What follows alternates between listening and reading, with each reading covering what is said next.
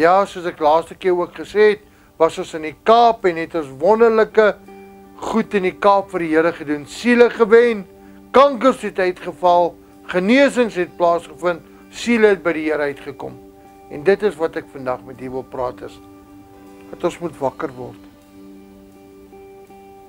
Ons is nie baie wakker nie. Mense, ek is geskok.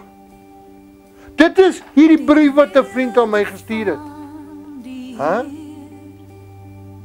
Want te veel mense sê, ag ons sonde is nou weg, ons kan maar net doen wat ons wil. Nee, brother. Die Here sê skeer julle harte, nie julle klere nie. Dis hoekom ek vir u vandag kan sê, kom ons word wakker in Suid-Afrika. Kom ons kry Christus terug in die skool. Ek het vir jou 'n brief gelees vanaand, wat van 'n vriend afkom. En daai vriend is Jesus. Hy het vir my daai brief gestuur.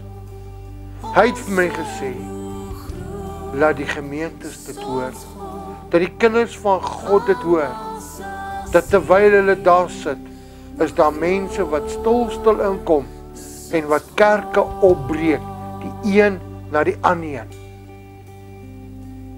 Omdat hulle nie ware kinders van God is nie, kom hulle en hulle breek kerke op.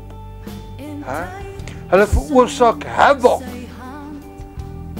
en kerke maak toe, en kerke groet.